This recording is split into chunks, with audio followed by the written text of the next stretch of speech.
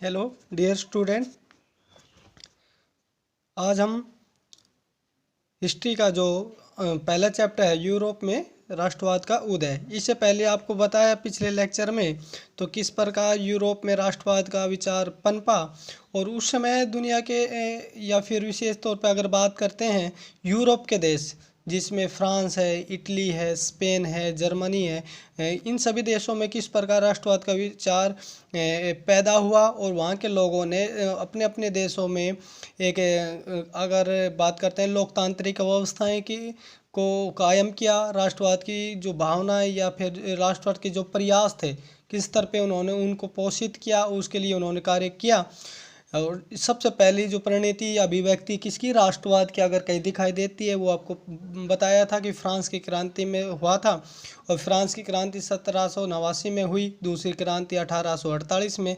एक लंबा प्रयास के बाद किस प्रकार फ्रांस ने अपने देश के साथ साथ अपने साथ लगने वाले स्पेन जैसे या फिर इटली जैसे, जर्मनी जैसे देशों में भी या इंग्लैंड के देशों में किस प्रकार राष्ट्रवाद की जो चिंगारी है वो फ्रांस से निकल के पूरे यूरोप के देशों में कैसे वो फैली, किस तरह उन्होंने प्रयास किया। ये बात करते हैं कि अरस्ट नैनन जैसे दार्शनिक जो फ्रांस के रहने वाले थे वो राष्ट्रवाद के बारे में क्या कहते हैं, राष्ट्र क्या है, किस प्रकार के लक्षण या किस प्रकार के गुण या किस प्रकार का माहौल या कौन सी ऐसी शर्तें हैं जिससे ये लगे कि राष्ट्रवाद है क्या, उसके अंदर कौन कौन से कारण होने चाहिए या फिर कौन कौन सी बातें हैं जो समाहित हो जिससे हम उसको राष्ट्रवाद कह सकें। तो बात करते हैं अरस्ट नैनन एक दार्शनिक थे फ्रांस के और 1823 में उनका जन्म हुआ और 1892 में उनकी मृत्यु। इसी दौरान उन्होंने 1882 में साबोन विश्वविद्यालय जो फ्रांस में था में अपना एक व्याख्यान मतलब एक लेक्चर दिया। और उस दौरान उन्होंने अपने दृष्टिकोण से कि वो किस नज़रिए से सोचते हैं और किसी देश में जिस तरह का हालात जिस तरह का प्रयास कर रहे हैं और उसमें कौन कौन सी बातें होनी चाहिए जिससे ये लगे कि उस देश में वास्तविक राष्ट्रवाद है या नहीं है। जब अरस्ट नैनन की बात करते हैं तो उन्होंने अपना व्याख्यान दिया, उसके बाद वो निबंध है वो जो एशिया है के रूप में छपा और उसका टाइटल क्या था, राष्ट्र क्या है। किसके अनुसार, अरस्ट नैनन के अनुसार राष्ट्र क्या है। इस निबंध में नैनन ने अन्य लोगों द्वारा प्रस्तावित इस विचार की आलोचना की। मतलब अरस्ट नैनन ने जब सबसे पहली बार जब अपने व्याख्यान में राष्ट्र के लक्षणों के बारे में बात की तो उससे पहले दुनिया के अलग अलग देशों में जो लोग राष्ट्रवाद के बारे में बोलते थे कि ये अगर लक्षण होंगे ये शर्तें होंगी तो हम उसको राष्ट्रवाद कहेंगे, तो उससे पहले जो प्रस्तावित जितने भी विचार थे उनकी आलोचना की और उसको उन्होंने ये माना कि बहुत सारे दुनिया में लोग जो राष्ट्रवाद को परिभाषित करते हैं कि एक निश्चित क्षेत्र में एक भाषा, एक नस्ल, एक धर्म के लोग जब किसी क्षेत्र में रहते हैं तो हम उसको राष्ट्र कहेंगे।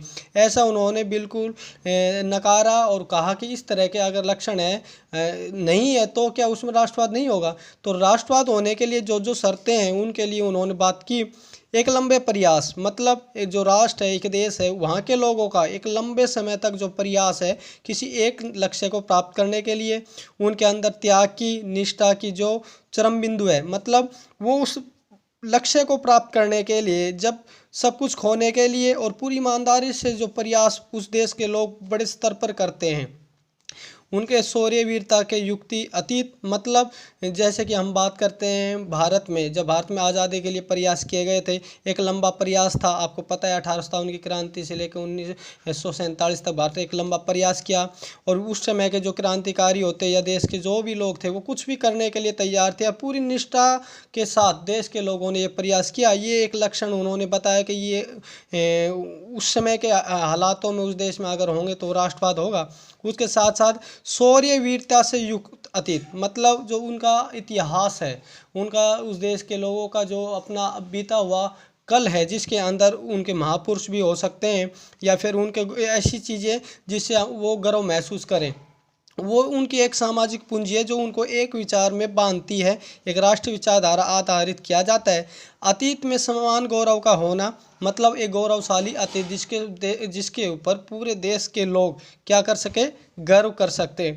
और वर्तमान में एक समान इच्छा, मतलब जो अतीत है, जो अच्छी अच्छी चीज़ें हैं, जो महान चीज़ है जिनको वो याद कर सकते हैं, उनको साथ लेकर, उनको स्वीकार करके और वर्तमान समय में सभी उसको आधार मानकर, उससे प्रेरणा लेकर एक समान इच्छा, मतलब जिसको सारे देश के नागरिक मानते हो, और एक संकल्प कि किसी चीज़ को हमने पाना है, साथ मिलकर एक महान कार्य और करें और आगे ऐसे काम करने की इच्छा रखते हो। एक जनसमूह होने की एक लंबी ज़रूरत होती है। मतलब ये केवल एक दो लोग नहीं होंगे जो ये बात चाहेंगे, ये पूरे देश के जो एक समूह है या पूरे देश के जो नागरिक है वो चाहें तो राष्ट्रवाद है। अतीत एक अतः राष्ट्र एक बड़ी और व्यापक एकता है, उसका अस्तित्व रोज होने वाला जनमत संग्रह है। आपको बताया था जनमत संग्रह का, जन का मतलब लोग, मत का मतलब विचार, और संग्रह का मतलब सबकी सहमति लेना। प्रांत के निवासी, मतलब किसी देश में या क्षेत्र में रहने वाले सभी निवासी, अगर इस सलाह लिए जाने का किसी का अधिकार है तो वह निवासी ही है। मतलब एक पूरे देश में जो लोग रह रहे हैं वो सभी एक विचार के लिए या फिर एक लक्ष्य को प्राप्त करने के लिए अगर वो आपस में सहयोग करते हैं या फिर एक विचार पर सहमत होते हैं तो वो राष्ट्रवाद की श्रेणी में आएगा।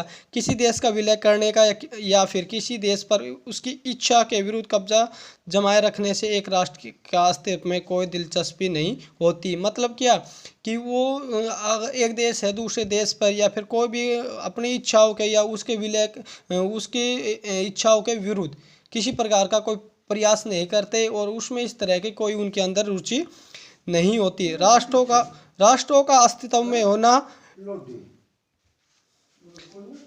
साथ साथ इसके अंदर बल्कि एक ज़रूरत भी है, उनका होना स्वतंत्रता की गारंटी है। मतलब इस तरह की जब बात उन लोगों से पूछी जाती है तो भी एक अच्छी चीज़ निकल के आती है जो राष्ट्र को या राष्ट्रवाद के विचार को प्रेरित करती है। अगर इस तरह की दुनिया में अगर इस तरह से ना पूछा जाए क्या कि भाई आपको विलय करना है या फिर उसके ऊपर कब्जा करना है, तो वो कहीं ना कहीं जो राष्ट्र की जो विचार है, ये आधुनिक कॉन्सेप्ट है, ये कहीं ना कहीं ये कानून व्यवस्था है, ये सभी ख़त्म हो सकती है। अगर दुनिया में केवल एक कानून और उसका केवल एक मालिक होगा तो स्वतंत्रता का लोप हो जाएगा। मतलब क्या कि उसको एक कानून के अंदर या एक व्यक्ति के अधीन नहीं रख सकते, उसमें उस देश के या उस क्षेत्र में आने वाले सभी लोगों की सहमति होनी चाहिए। अगर ये चीज़ें अगर उस चीज़ में पाए जाते हैं तो ये राष्ट्रवाद है। ये राष्ट्र की एक परिभाषा किसने, अरस्ट नैन ने दी, जिसको उस समय के लोगों और को काफ़ी गहराई से प्रभावित किया। अब इस प्रकार अरस्ट नैन की बातों को फॉलो करते हुए और उनके साथ साथ जिस तरह के विचार उन्होंने दिए दुनिया के सामने प्रस्तुत किए, एक नए दृष्टिकोण का राष्ट्रवाद की बात उन्होंने की। अब बात करते हैं कि जो राष्ट्रवाद का विचार सबसे पहले यूरोप महाद्वीप में फ्रांस में आया, तो फ्रांस की क्रांति की उसमें क्या भूमिका रही और राष्ट्र का जो विचार है किस प्रकार उस क्रांति की देन है। जब बात करते हैं राष्ट्रवाद की, तो राष्ट्रवाद पहली अभिव्यक्ति, मतलब सबसे पहली बार राष्ट्र का जो विचार है कहाँ नज़र आता है, जो फ्रांस की क्रांति थी 1789 में, जो फ्रांस की क्रांति वहाँ से उसका उदय होता है या फिर उस क्रांति में इस तरह की बातें देखी जाती है। फ्रांस एक ऐसा राज्य था जहाँ जिसमें संपूर्ण भूभाग पर एक निरंकुश राजा का आधिपत्य था। आधिपत्य का मतलब अधिकार और निरंकुश का मतलब जिस पे कोई अंकुश ना हो और सब तरह की कानून व्यवस्था जिस के केवल एक व्यक्ति के अधीन होता है, वो निरंकुश राजा का निरंकुश बोला जाएगा, शासक बोला जाएगा। साथ साथ आपको पहले बताया था, पिछली साल आपने फ्रांस की क्रांति पढ़ा होगा, तो जिसमें आप लुई सोल्वे की बात कर रही थी, जो बुर्बो वंश से संबंध रखता था। फ्रांस की क्रांति से जो राजनीतिक और संवैधानिक बदलाव हुए उनसे प्रभुसत्ता राजतंत्र से निकल कर फ्रांसीसी नागरिकों के समूह में हस्तांतरित हो गई। मतलब क्या, जब फ्रांस की क्रांति हुई उससे पहले वहाँ पर किसका राज था बुर्बो वंश के लुई सोल्वे का। साथ साथ सब देश के राजनीतिक और संवैधानिक जितने भी फैसले थे कौन लेते थे, ये बुर्बो वंश का जो राजा होता था ये लेते थे। किसी प्रकार जो नागरिक है उन को किसी भी प्रकार से शामिल नहीं किया जाता था। सारी शक्तियाँ किसके अधीन होती थी? राजा के। लेकिन जब फ्रांस की क्रांति हुई उसके बाद जो बदलाव आए उसमें क्या हुआ, तो जो प्रभुसत्ता, प्रभुसत्ता का मतलब ये होता है बच्चों कि एक देश के जो अंतर्राष्ट्रीय या फिर एक देश से दूसरे देश के साथ जो संबंध रखने या किस तरह की व्यवस्था चाहते हैं, इन सब का फैसला जब देश अपने स्वतंत्र होकर लेता है तो ये प्रभुसत्ता का प्राय होता है। और राजतंत्र से निकालकर फ्रांसीसी नागरिकों के समूह में हस्तांतरित मतलब होता है बदल जाना या एक व्यवस्था से दूसरी व्यवस्था में तब्दील हो जाने या उसके अनुरूप कार्य करना। क्रांति ने घोषणा की कि अब लोगों द्वारा राष्ट्र का गठन होगा और वे ही उसकी नियति तय करेगा। मतलब क्या, इससे पहले राजा तय करता था क्या होगा देश में, किस तरह की नीतियां बनाई जाएगी। लेकिन फ्रांस की क्रांति के बाद वहाँ के लोग नागरिक है वो अपने अधिकारों के प्रति जागरूक है, उनको अधिकार मिले और एक लोकतांत्रिक तरह की संवैधानिक व्यवस्था थी जिसको लोगों के द्वारा नियत थी या फिर उनने बनाया था। और नियति का मतलब ये होता है किस्मत। अब आगे उस देश के भाग्य का क्या होगा, क्या आगे करना, ये सभी फैसले कौन लेगा? फ्रांस के नागरिक लेंगे। इस तरह का विचार जो निकल के आया ये कहीं ना कहीं राष्ट्रवाद से प्रेरित है। और कल हम इसमें और आगे पूरे विस्तार से जानने का प्रयास करेंगे कि फ्रांस की क्रांति ने क्या भूमिका निभाई, कौन सी ऐसी व्यवस्था थी जो फ्रांस की क्रांति से पहले कायम थी उनको बदला, और जो नई व्यवस्था आई उसमें किस प्रकार राष्ट्रवाद को पोषित किया, उसको बढ़ावा दिया। और जिसके साथ साथ स्पेन, फ्रांस से स्पेन, इंग्लैंड, जर्मनी में या फिर इटली में किस प्रकार राष्ट्रवाद का विचार फैला और उनको एकीकृत किया, ये सभी चीज़ें आगे हम पढ़ेंगे। आज के लिए इतना ही, धन्यवाद।